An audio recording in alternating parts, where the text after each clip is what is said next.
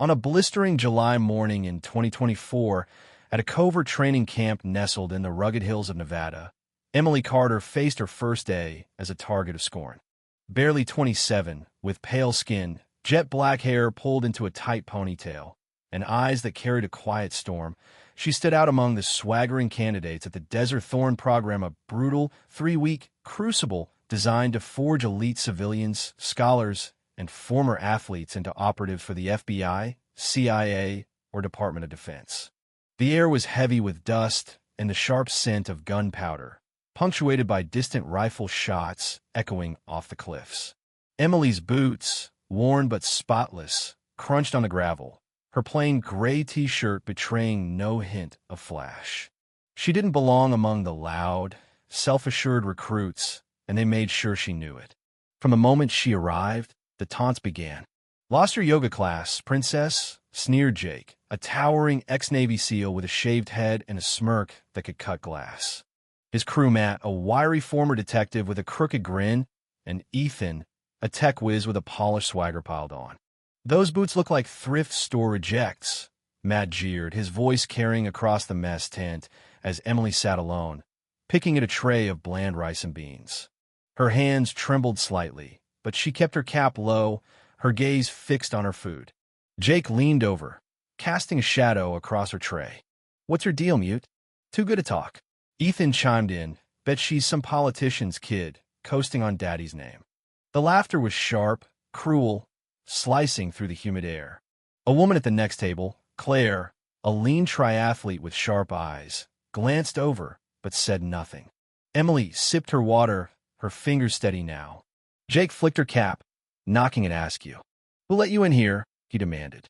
The tent held its breath. Emily's eyes met his, not angry, not scared, just piercing.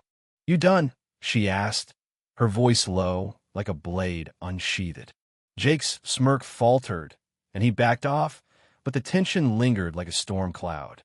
The humiliation didn't stop. During a break in formation drills, Matt circled back, his arms crossed. "This isn't a daycare, Carter. You're stealing a spot from someone who deserves it." Ethan, lounging nearby, added, "Yeah, what's your story? You look like you got lost hiking." Emily adjusted her tactical pants, brushing off dust, her movements deliberate. Claire, stretching nearby, muttered to her friend Mia, "A medic, they're ganging up on her." "It's not fair," but no one intervened. The first fitness test that afternoon was a wake-up call. Under the scorching sun, lead trainer Harris, a grizzled man with a voice like sandpaper, barked 60 pull-ups. Perfect form. No shortcuts. Most candidates collapsed at 20, their arms shaking. Jake managed 32, his face red, veins bulging, his buddies cheering. Then Emily stepped up. No one noticed at first. She gripped the bar, her boots planted, her eyes locked on some distant point. 1, 2, 10, 20 movements were mechanical, flawless. By 40, the field was silent. At 60, she landed lightly, barely winded.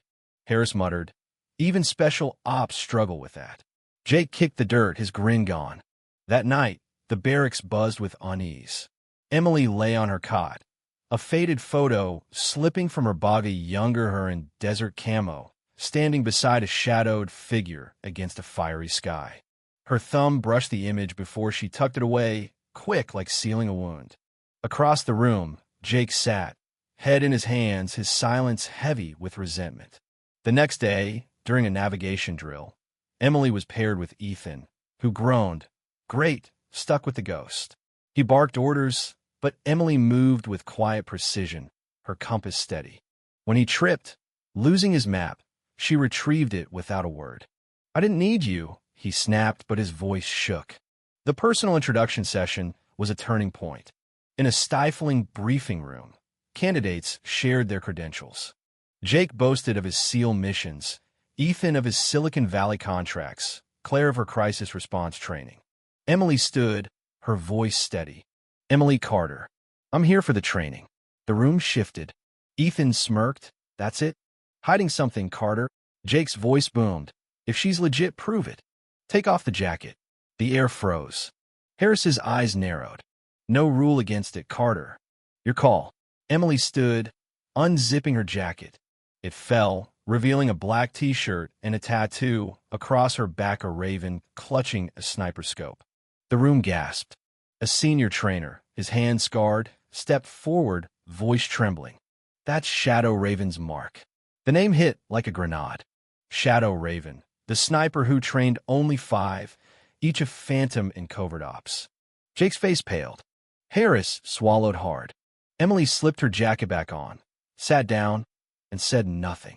The third day, Jake broke. During hand-to-hand combat training, he cornered Emily. That tattoo doesn't make you tough, he hissed. Grappling match. Full contact. Take the first hit. The field went quiet. Emily stood, brushing dirt from her hands. I accept. You first. Candidates formed a circle. Jake charged, his fist slamming her shoulder. She didn't flinch, absorbing it like stone. Then, in a blur, she pivoted, flipped him with a shoulder throw, and he hit the ground hard, gasping. 8 seconds. The crowd clapped, hesitant at first, then louder. Claire grinned, shaking her head. Harris, rattled, filed a removal request that night, citing Emily's opaque records. But the next morning, a general with a chest full of medals summoned her.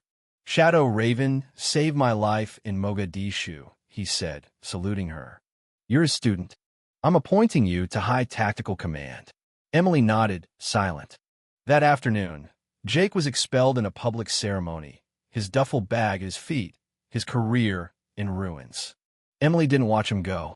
She became an instructor, teaching sniper tactics with a calm precision that silenced the room.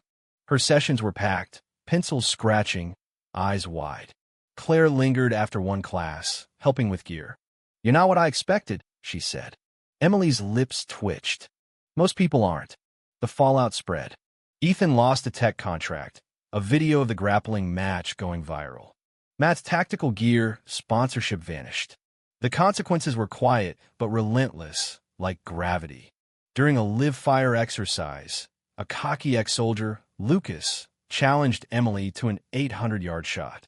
She hit the target dead on, the steel ringing. Lucas missed, his bravado crumbling.